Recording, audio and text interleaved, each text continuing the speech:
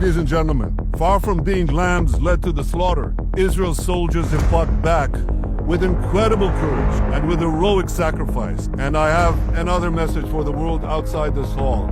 We are winning! فریاد میزنن مرگ بر اسرائیل.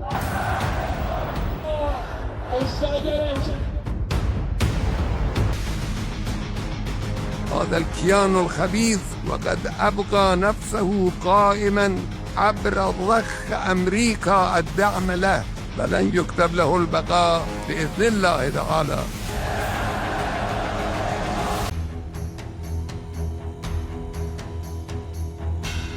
What if I told you there's a country the size of New Jersey, surrounded by enemies on every border, with no oil, no massive army, barely any water, and almost zero natural resources, that somehow became the 8th most powerful nation on Earth?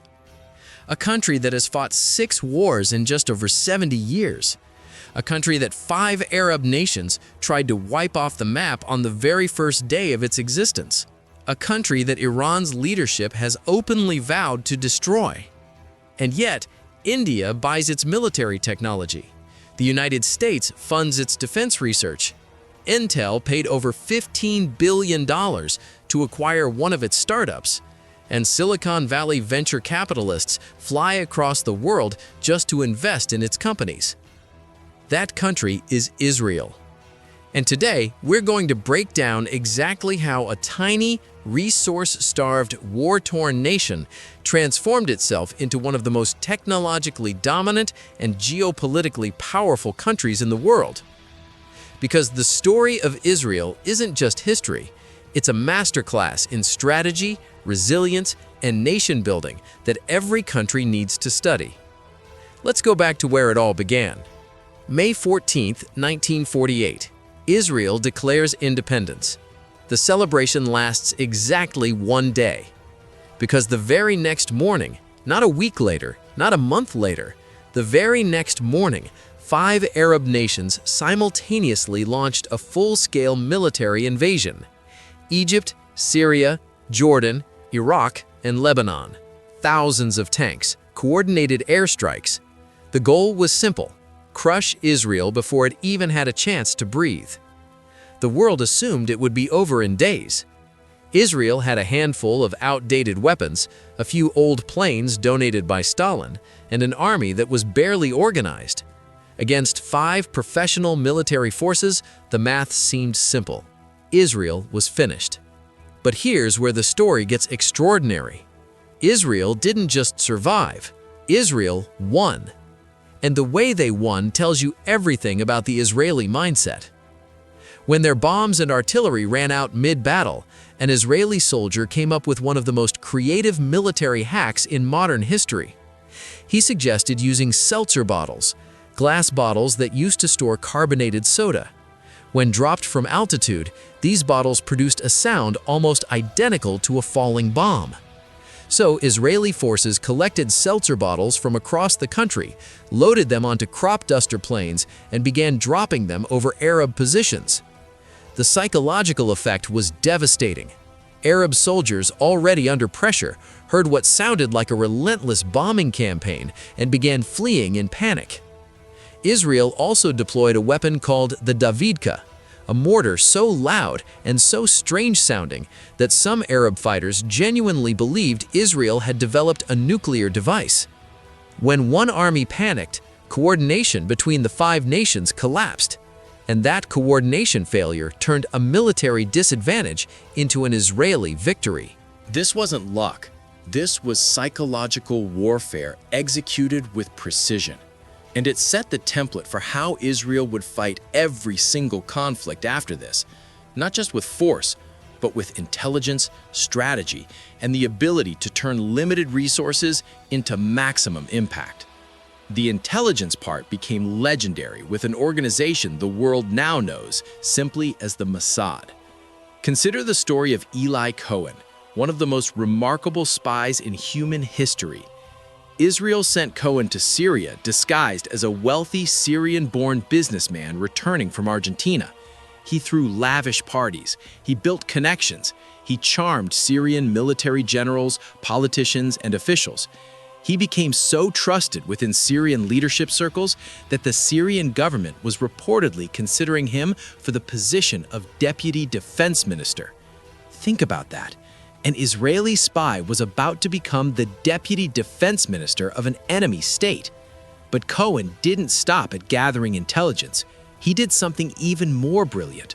Under the guise of charity and concern for Syrian soldiers, Cohen convinced Syrian military commanders to plant eucalyptus trees along their fortified positions on the Golan Heights. His logic, presented to the Syrians, was simple. Your soldiers need shade to stay alert and effective. The Syrians agreed. They planted the trees. Those trees became targeting markers for the Israeli Air Force. In the 1967 Six-Day War, Israeli jets used those eucalyptus groves to identify and destroy Syrian military positions with terrifying accuracy.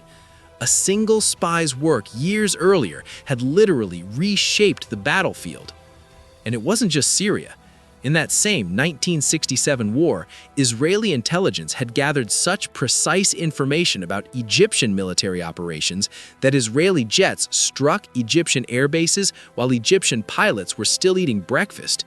The entire Egyptian Air Force was neutralized before it could even get off the ground. 6 days. That's how long the war lasted. Israel fought Egypt, Jordan, Syria, and Iraq simultaneously and won so decisively that it captured the Sinai Peninsula, the West Bank, the Gaza Strip, and the Golan Heights. The world was stunned. But this military dominance didn't happen by accident. It was the product of an intelligence infrastructure built on decades of investment, creativity, and a national understanding that when you're small and surrounded, you cannot afford to be surprised. Now here's where most people's understanding of Israel stops. They know about the military, they know about the wars, but what made Israel truly powerful wasn't just its ability to defend itself, it was what it built while defending itself. And that story starts with a water crisis. When Israel was established in 1948, the government had to ration water to just 10 liters per person per day. 10 liters. That's barely enough to drink, let alone grow food to sustain a nation. For a country that needed to feed itself, build an economy, and absorb waves of immigrants all at the same time, this was an existential problem. So Israel solved it. In 1960, an Israeli engineer named Simcha Blas invented drip irrigation, a system that delivers water directly to plant roots, eliminating waste and dramatically increasing agricultural efficiency. His company, Netafim, is now a global powerhouse, generating over $900 million annually, operating in 110 countries. And because of drip irrigation technology, Israel grows world-class crops using 60% less water than conventional farming methods. That's not just a business success story. That's a country turning its biggest vulnerability into a global export. The same pattern repeated across multiple domains. When Israel needed to solve medical diagnostics challenges, Israeli scientists developed the PillCam, a swallowable camera that can photograph the inside of your digestive system. It's now used in hospitals worldwide. When Israel needed to protect its civilians from rocket attacks, it co-developed the Iron Dome with the United States, the most advanced short-range missile defense system ever built, capable of intercepting rockets mid-air with extraordinary precision. And when the global automotive industry needed a brain for self-driving cars, an Israeli company called Mobileye built it. Intel acquired Mobileye in 2017 for $15.3 billion, one of the largest technology acquisitions in history. The pattern is unmistakable. Every existential problem Israel faced, water scarcity, military threats, medical limitations, became the seed of a world-class technological solution. And those solutions didn't just fix Israeli problems, they became global products that the world paid billions to access. This is what it means to convert necessity into leverage. But here's the question that matters most. Why Israel and not other countries that received foreign aid? Africa received billions in international aid. Why didn't similar technological revolutions emerge there?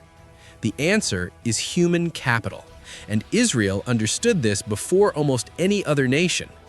From its earliest days, Israel made a deliberate, almost obsessive national decision. Every citizen would be developed to their maximum potential. Education wasn't a budget line item, it was a strategic priority equivalent to military spending. Israeli engineering students weren't writing copy-paste assignments for professors. They were solving real national problems: water scarcity, defense systems, medical diagnostics, agricultural efficiency. The classroom was connected directly to national challenges, and innovation wasn't encouraged, it was required. This culture of problem-solving through engineering and science produced a density of high-quality technical talent that was completely disproportionate to Israel's population. A nation of under 10 million people producing more startups per capita than any other country in the world. And then, in 1990, something happened that gave Israel an extraordinary advantage. The Soviet Union collapsed. When the USSR disintegrated, approximately 1 million Jewish immigrants, Soviet Jews, migrated to Israel. Now, this wasn't an ordinary wave of immigration. The Soviet Union was globally renowned for its scientific and engineering excellence. The people leaving weren't just refugees. They were world-class mathematicians, physicists, engineers, doctors, and computer scientists. In one decade, Israel's population grew by nearly 20%. But more importantly, the quality of that population was extraordinary. Suddenly, a small country had access to one of the most educated and technically skilled workforces ever assembled in one place. The problem? No foreign company wanted to invest in Israel. Constant wars, hostile borders, regional instability, the risk was simply too high for private capital to take a chance. So the Israeli government did something that changed the country's trajectory forever. In 1993, the Israeli government launched what is now known as the Yozma Fund. Yozma in Hebrew means initiative, and this program was one of the most cleverly designed economic interventions in modern history. Here's how it worked. The Israeli government put up $100 million, roughly 800 crore rupees in today's money, as a government-backed venture capital fund. Then they went to the world's top venture capitalists in America, Europe, Japan, and made them an offer they couldn't refuse. Invest 60% in any Israeli startup of your choice. We, the Israeli government, will put in the other 40%. If the startup fails, we share the loss together. But if it succeeds, if it grows into a major company, you have the right to buy back the government's $4 million stake at the original price, at whatever valuation it was when we first invested, not at its current market value. Let that sink in. The government was essentially saying, we'll absorb the downside risk with you, but we'll let you keep almost all the upside. You invest $6 million, we put in $4 million, and if the company becomes worth $1 billion, you buy our stake at our original $4 million price and pocket the rest. This is the equivalent of a government telling foreign investors, go ahead and fund Flipkart and Zomato. We'll share the early risk, and when they go public at massive valuations, you can buy us out at the ground floor price. Take the profit. We just want the jobs, the innovation, and the ecosystem. The response was immediate. American, European, and Japanese venture capitalists flew into Tel Aviv. The Yozma Fund seeded over 40 venture capital firms and backed over 160 startups. Those startups became the foundation of what the world now calls the Startup Nation. Companies like Biosense, acquired by Johnson & Johnson for $500 million. Companies that built the foundational technologies now embedded in cybersecurity, agriculture, automotive systems, and telecommunications infrastructure used across the world.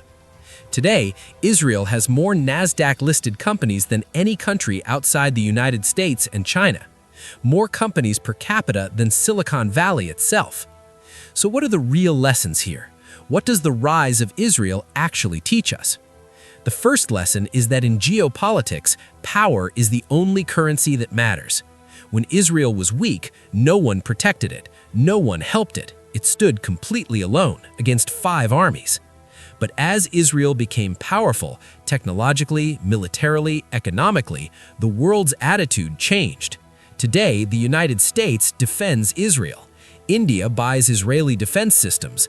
Multinational corporations invest billions in Israeli companies. The world didn't start respecting Israel because Israel made itself too valuable to ignore. The second lesson is that human capital is the only resource that truly compounds. Israel had no oil, no massive labor pool, no geographic advantages. What it had was a national commitment to developing every single citizen to their highest potential. And that investment in education, in research, in problem-solving culture paid returns that no oil reserve could ever match. The third lesson, and perhaps the most important one, is about leverage. Israel didn't just want to survive, it wanted leverage. It wanted to be the country that the world needed, the countries whose technology you couldn't replace, whose defense systems you couldn't replicate, whose agricultural innovations you couldn't do without. That is the real secret behind Israel's power. Not geography, not natural resources, not even military strength alone. Israel built leverage, and leverage in the modern world is the ultimate form of power. The question now is which countries are watching, learning, and doing the same.